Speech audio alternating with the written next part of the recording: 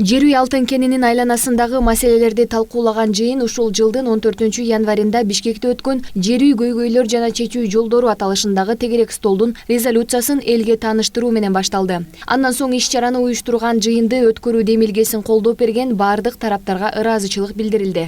Рахмат, жергиликтүү бийликке моундай шарт түзүп берип атат. Биз өткөрүп атабыз. Мынакей Марат мырзанын ушул жерден бир калыстыгын айтып коеюн. Анча майда сөздөр болду, анын баарын мен деле кечирем. Бирок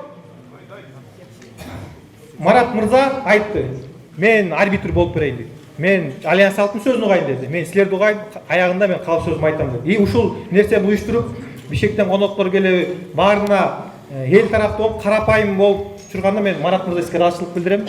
Мындай жүрөгүндө эл деген нерсе мен сезимди байкадым да, Марат мырза. Ошондуктан сиз калыс болуп берет деп ойлойм. Бул кызмат бүгүн бар, эртең жок. Активисттер негизинен жер үй кенинде мамлекеттин үлүшү жок экендиги боюнча нааразы пикирлерди айтышты. Ал эми кенди иштетүү талапка ылайык деп белгилешти. Урматтуу элим, бул Талас областы дотацияда отурган область. Бул жер үй ачылбасын деп мен айтпайм, жер үй ачылыш керек. Бирок бир пример мен айтып коеюн. Мен мисалы 1 гектар жер аренда алып фасоль тигейин деп атам. Арендага 20 000 сом төлөйм. Айдатам, септирем. Кыскасы мен күзүндө 1 тонна фасоль алдым да. Ошо менен кетип калды. Ошону айтып атам, жердегилерчи.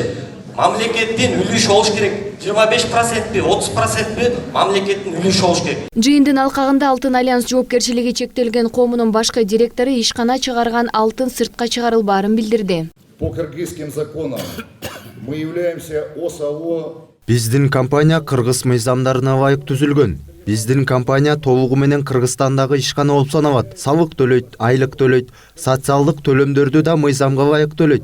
Лицензиялык келишимге ылайык мамлекет алтындын баары Кыргызстанда иштелерин милдеттендирген. Бул алтынды биз улуттук банкалар айткан баа менен сатабыз. Биз 1 грамм алтынды да сыртка алып кеткенге укугубуз жок.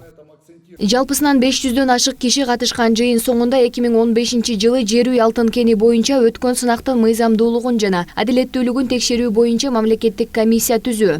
Анын курамында эксперттер, жарандык активисттер жана жергиликтүү тургундардын болуусу. Жер казынасы боюнча мыйзамга тоо кен тармагын иштетүүдө мамлекеттин үлүшү сөзсүз болсун деген беренелерди киргизүү жана башкы прокуратурадан бардык алтын кендер боюнча өткөн сынактардын мыйзамдуулугу жана адилеттүүлүгүнө укуктук баа берүү тууралуу резолюция кабыл алынды. Айза Камчыбекова, Нурдан Карыпбеков, Пирамида.